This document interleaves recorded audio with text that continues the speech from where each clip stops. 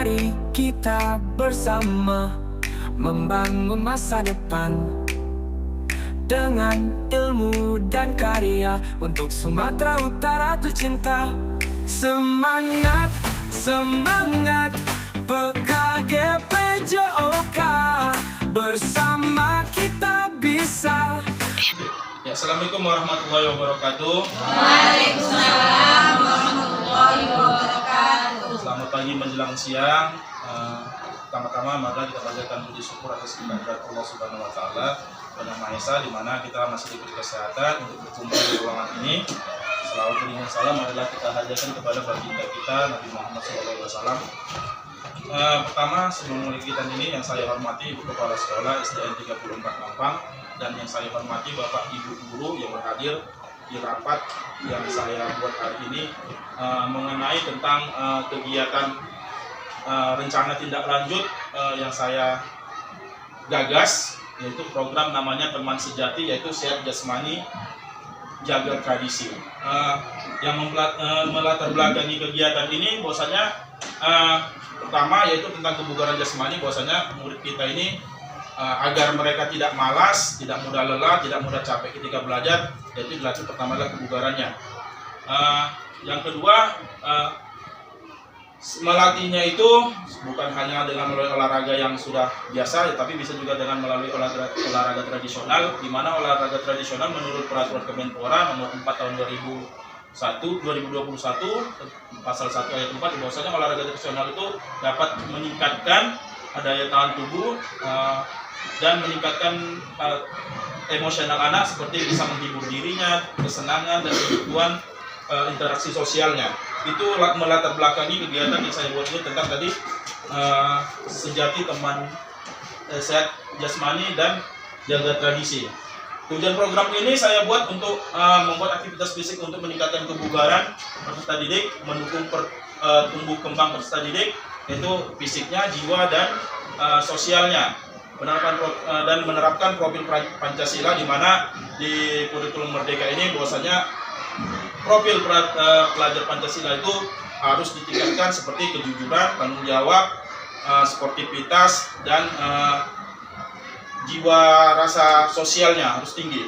Baru yang terakhir, melestarikan warisan bangsa, di mana anak-anak sekarang ini terlalu banyak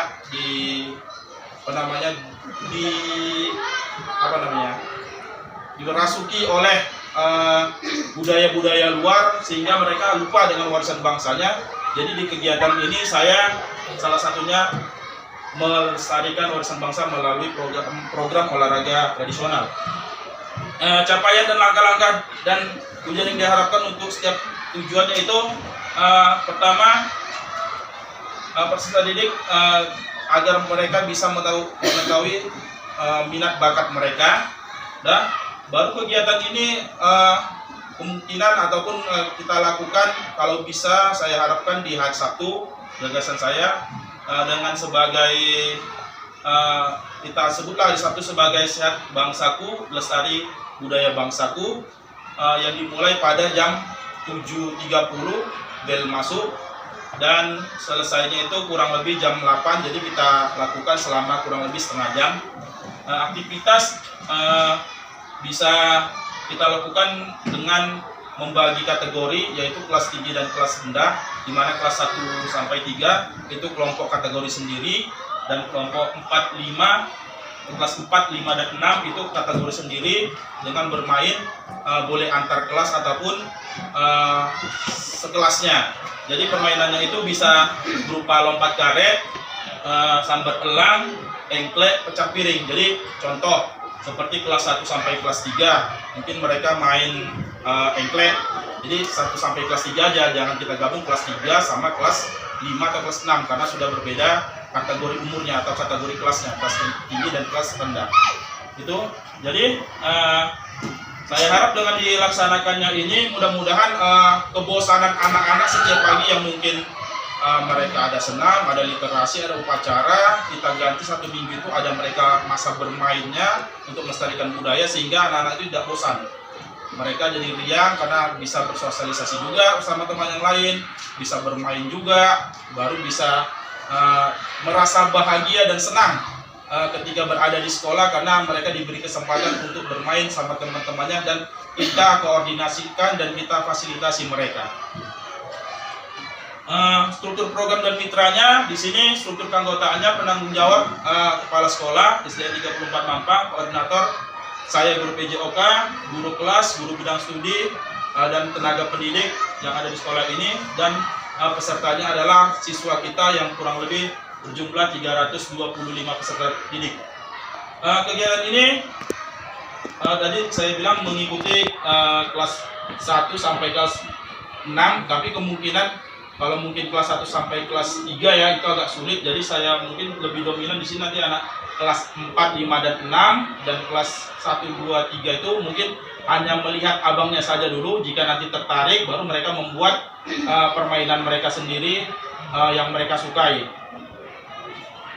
Baru kapasitas yang dimiliki atau aset basic thinkingnya itu bahwasanya di sini yang telah dipelajari bahwasanya aset basic thinking ini bahwasanya modal-modal yang kita miliki di sekolah ini yang pertama adalah modal manusia, yaitu kita sebagai guru, kepala sekolah, orang tua, dan peserta didik. Modal fisik yaitu berupa bentuk lapangan sekolah kita, bisa ruangan, bisa lapangan, bisa peralatan. Baru modal sosial itu komunitas belajar yang di sekolah kita ini yang kemarin sudah saya bentuk dengan komite sekolah juga masyarakat dan orang tua. Modal politik melibatkan lembaga pemerintahan mungkin seperti dinas pendidikan nanti yang bisa kita tidak lanjuti ini, dan kepada kepala desa untuk memberitahukan kepada warga sekitar sekolah bahwasanya di sekolah kita ada kegiatan namanya melestarikan olahraga tradisional. Baru modal agama dan budaya itu tokoh agama di sekitar sekolah maupun guru-guru agama yang ada di sekolah kita untuk mengajarkan nilai-nilai religius dan nilai-nilai budaya di sekolah kita. Modal finansial itu nanti mungkin dana pos yang bisa dimanfaatkan.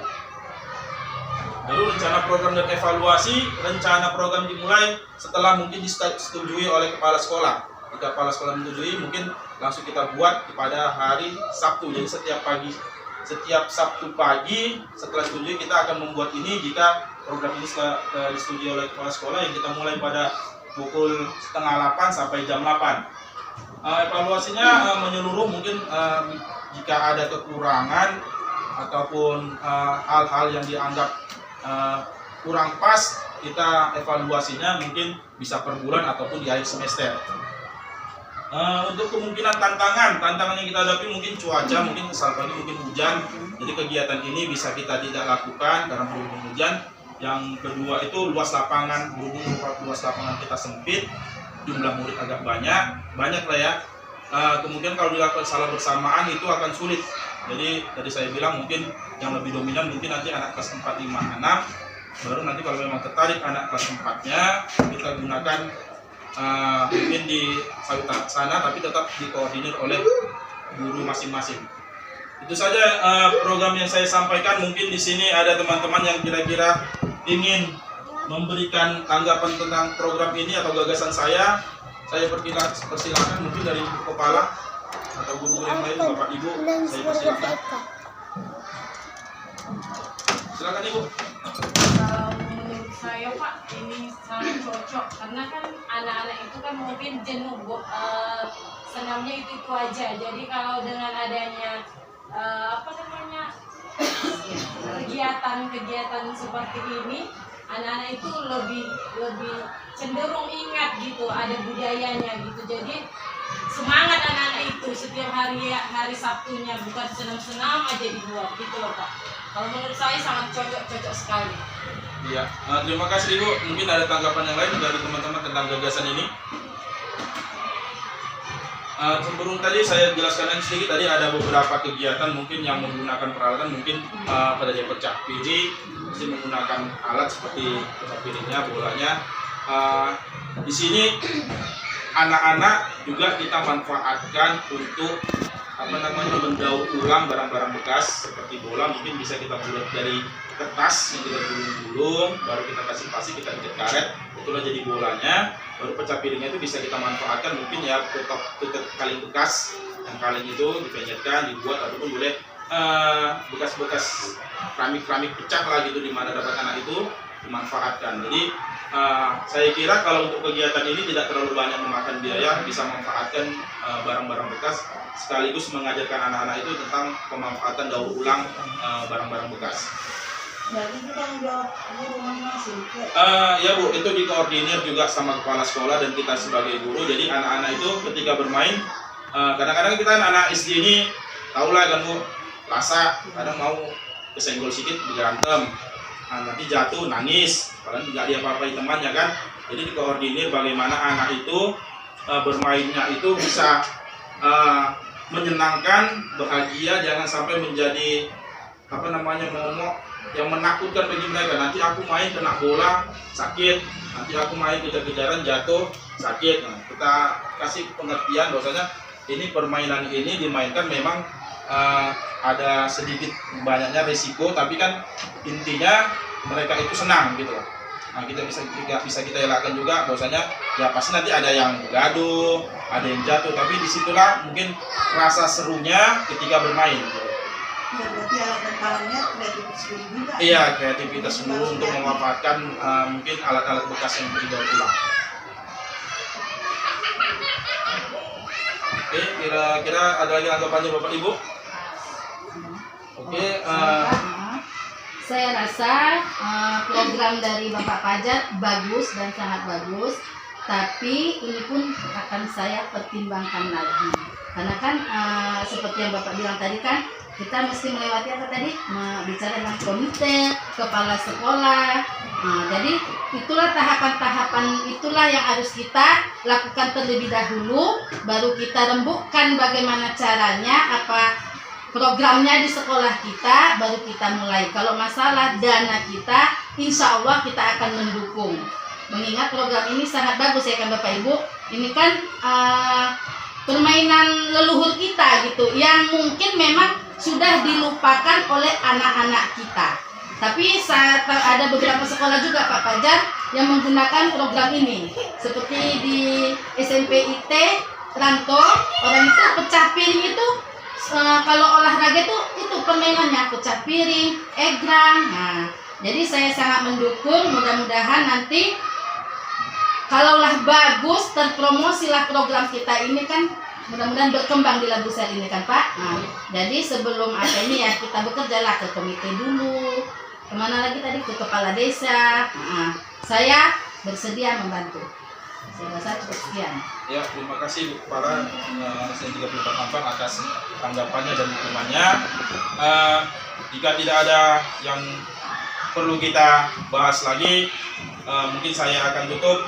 Sebelumnya saya ucapkan terima kasih kepada Ibu Kepala Sekolah, Bapak Ibu Guru yang telah berhadir di